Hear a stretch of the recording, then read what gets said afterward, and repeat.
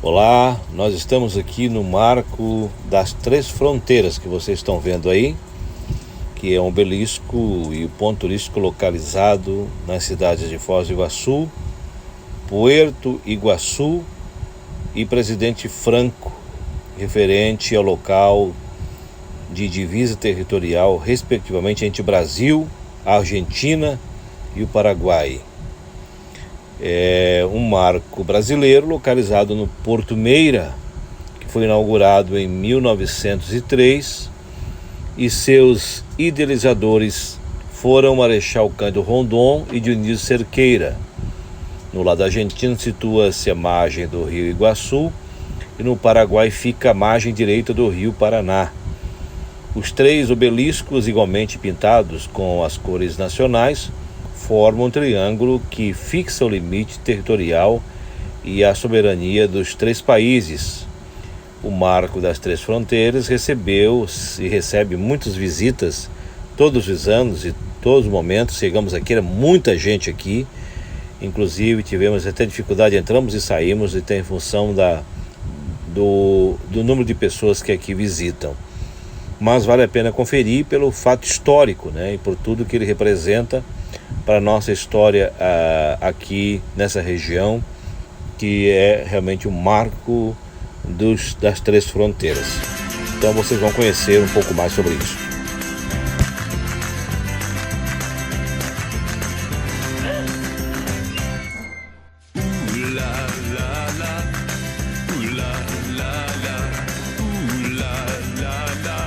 Olá, boa tarde! O Estúdio C sempre tem mostrado como diferentes povos colonizaram nosso estado, não é mesmo?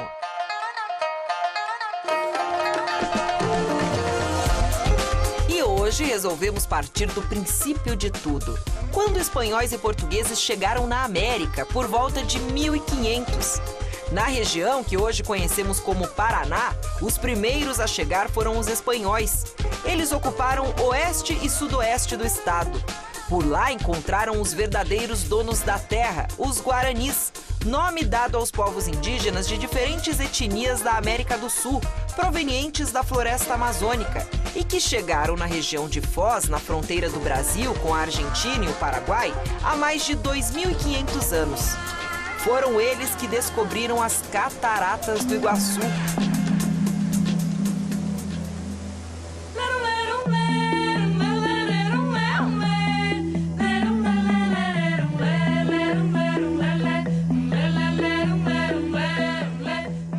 Segundo uma lenda muito antiga, antes de tudo, o rio Iguaçu era calmo e corria sem nenhuma catarata. Nas margens dele vivia uma tribo de índios caigangues. Essa tribo adorava o deus Tupã e seu filho, deus M'Boy, um deus em forma de serpente que vivia nas águas do rio Iguaçu. Os índios desta tribo ofereciam como sacrifício para o deus serpente as virgens mais belas. Até que certo dia, Naipi, filha do cacique Gobe, seria sacrificada. Ela era uma índia dona de uma beleza tão grande que as águas do rio paravam toda vez que ela se olhava nele. Durante o ritual de consagração de Naipi, o jovem guerreiro Tarobá, que era apaixonado por ela, fugiu com Naipi dentro de uma canoa pelo rio. Ao saber da fuga, o deus serpente ficou furioso e penetrou nas entranhas da terra, se contorcendo, o que produziu uma enorme fenda que originou as cataratas. Naipi e Tarobá nunca mais foram vistos. A lenda ainda diz que Naipi foi transformada numa rocha central das cataratas e Tarobá foi transformado em uma palmeira que está na ponta de um abismo.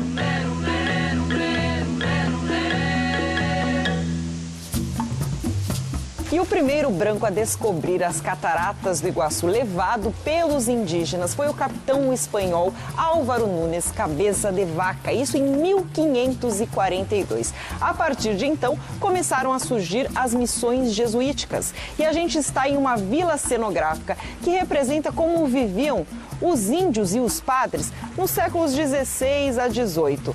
Toda esta estrutura fica dentro do Marco das Três Fronteiras e a gente vai conversar agora com com o Moretti, que trabalha aqui no Marco, e vai contar pra gente as curiosidades. Moretti, essa vila era assim mesmo, exatamente assim no século XVI?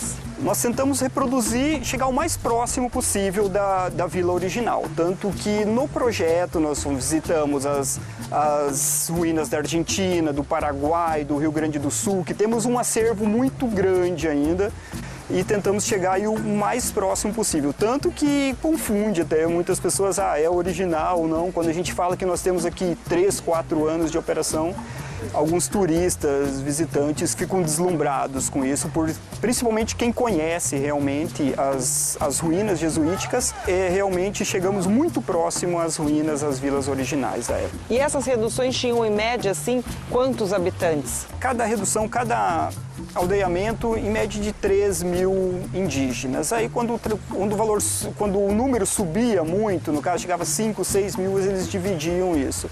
E no total estima-se aí mais de 100.000 índios que faziam parte desses aldeamentos, dessas reduções jesuíticas. E o forte era a evangelização, sabe? Eles partiam através da evangelização de catequizar os índios e tornar mesmo os índios cristãos. Os padres, os jesuítas, passavam, vamos dizer, uma certa cultura para os índios, educação, técnicas agrícolas, ensinavam várias coisas, vamos dizer assim, aos índios. Os índios cediam as terras, a mão de obra, e os padres, os jesuítas, passavam várias técnicas, tanto que os indígenas se sentiam seguros dentro das reduções jesuíticas. Sabe?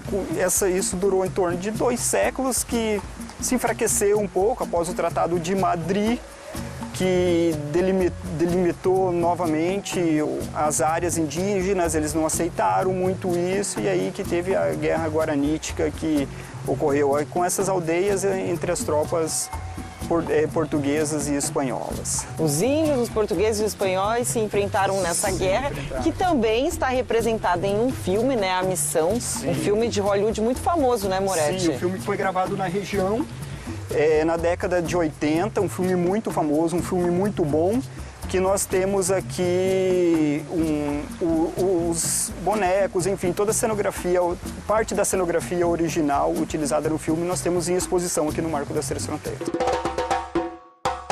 O Marco das Três Fronteiras, como o nome já diz, é um encontro dos 3 países, Argentina, Paraguai e Brasil.